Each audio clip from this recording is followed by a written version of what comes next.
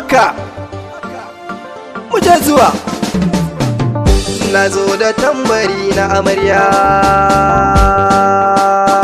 kai bari kiɗa na waƙar aure, da mamar ta bar gida ne kyaure. Allah ya da ku ga kwa tare, ka zama ango gunta yanzu amarya. Ayya kai ranar farin ciki mamayin bakin ciki, amarya ke sani aure ne aka yi miki. Ga 'yan uwa da dangi murna suke maki, suna yi tambari inda in yaba miki, domin amarya kin sha kamshin kikin fitowa.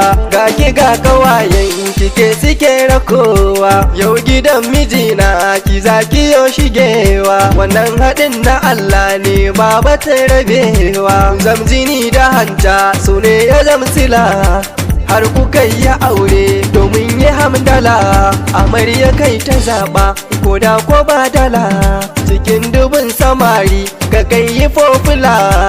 Jinjina nake ango na yaba maka, tun da ka zamo turmi sha bugun daka.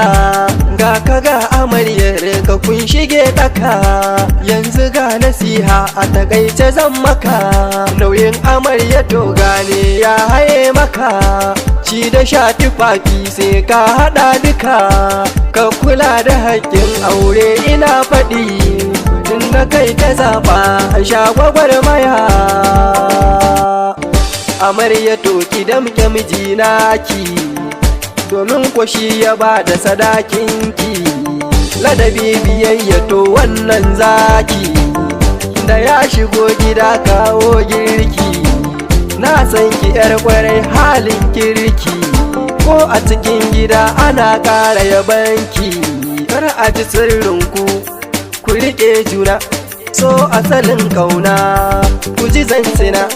Kun ji nasiha ce daga bakina, dangina amarya da ango ku zan gaisar. Kun yi murnar aure ba kwayin ɗar, iyaye na amarya duka na gaisar, har da iyayen ango duka na gaisar. Yayan amarya kanne duka na gaisar, yayan ango kannan ango kuma har da abokan ango na sanya kawaye